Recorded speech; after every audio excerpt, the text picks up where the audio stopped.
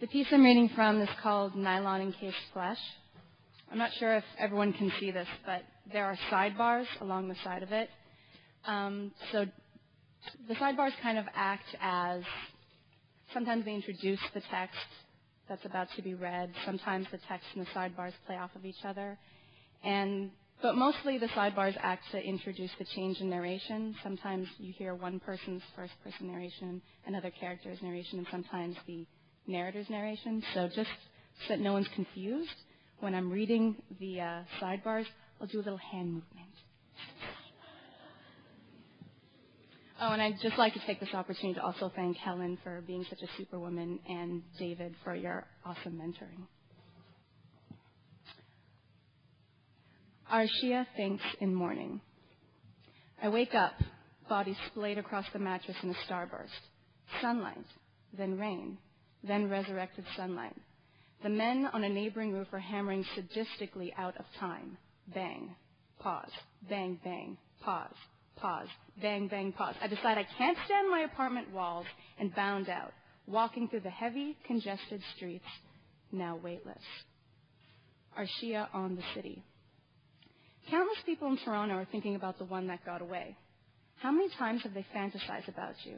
All the times you starred in a daydream, in someone else's romantic comedy. I wonder whose movie I'm in. The city. A morning of furious feet. Victorian houses, oak balconies, stray tabbies, turquoise lawn ornaments, patio chaises. The shadows of leaves spin across the cement.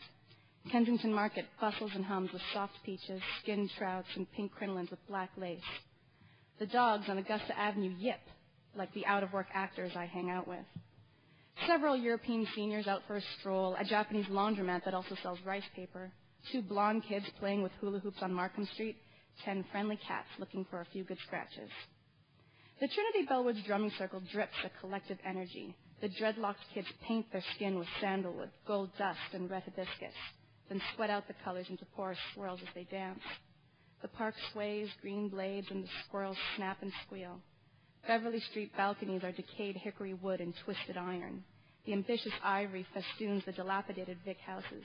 Affluent front porch hounds sop up the hide-and-seek sun. The Italians on Major Street hang wind chimes. The African craftsmen on Bloor Street sing to soundtracks. Yonge Street is nothing but an outdoor mall, loved by millions, not for the architecture, nor the sunlight, nor the beauty in humans, but for the ability to acquire things that do not change your life. Arshia versus the personals. After hours of pointless promenades, I sit at a metal table in the posh Yorkville district and watch pigeons, paparazzi, and passers-by. The sky sports a fighting rainbow, barely alive. How often do we actually see those things in our lives? 6, 12, and rainbows and sprinklers and garden hoses don't count. Flip to the back of a Toronto weekly, embedded in Connections. I spy. New Year's Eve, corner and queen of Bathurst, you boy, me girl, loved each other's makeup. You went fetish, I went savage. Want a kiss? Velvet Underground, Saturday, February 12th. You, dark-haired beauty, overworked analyst. Me, curly-haired, asked you to dance. Our chemistry was delicious. Didn't say goodbye. Can we connect? We met our bikes on Hoskins. Where have you been? I'm at Old Vic, 3rd floor. Coffee? Blonde on Queen Streetcar, let you listen to my Discman, chatted with your friends, couldn't stop smiling. Let's meet. I'll let you try my Wu-Tang style. Arshia wants nothing of it. The sky has capsized and sags with rain once more. I take mental photographs of things I never want to see again. Hungry dogs, garbage juice, screaming streetcar vermin. I head to Professor Bauer's house. Christopher thinks about his students. They are first years with delusions. They all see themselves as actors, the best actors to sweep through the department. Theater survey is a waste of their time. They want to deconstruct a line, insert beats, pursue their super objectives, emotionally usurp their scene partners.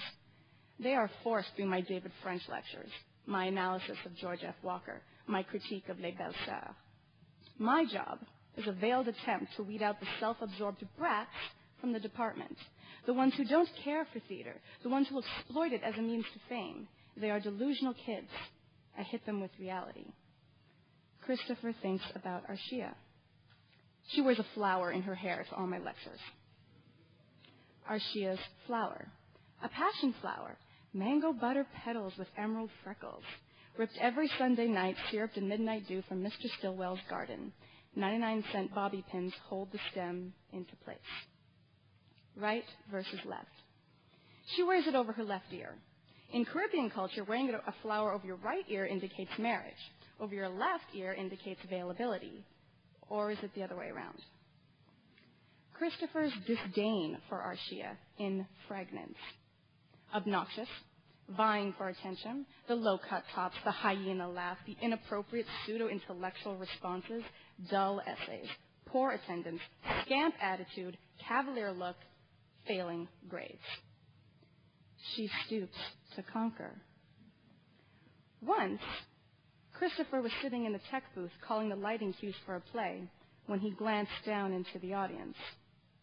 In the velvet black, far from the proscenium arch, he saw Arshia on her knees, servicing a man. Arshia needs tutoring, desperately. I don't know what to expect when I arrive at his house. He's offered essay help, probably only for 10-year brownie points. Professor Bauer is nothing if not a privileged Anglo-Saxon, a severe business-like approach to theory, the metal shoved up his ass.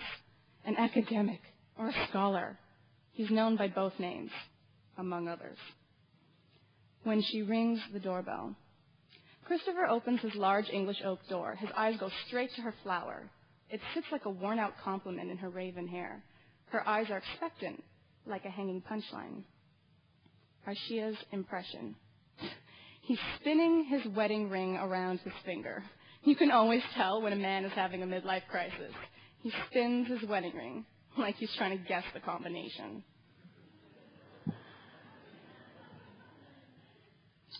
Christopher greets. It's a pleasure to see you. Arshia thinks, yeah? Wait 5 minutes. Christopher asks, how are you? Arshia thinks number 2. I'm getting over a bladder infection and haven't been able to masturbate all week.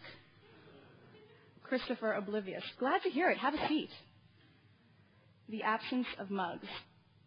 In the parlor room of Christopher's Victorian house, Arshia sinks into his forest green leather Chesterfield from Pottery Barn. He calls it a sofa. He offers her some tea. Jasmine tea. It relaxes the mind to new ideas. It's better for studying, he says. Arshia hates tea. Ever since someone made her orange Pico tea after a day of figure skating in grade 5. It just tastes like lawnmower in a mug, she thinks. Christopher doesn't own mugs, only china cups. Arshia and Christopher think alternately.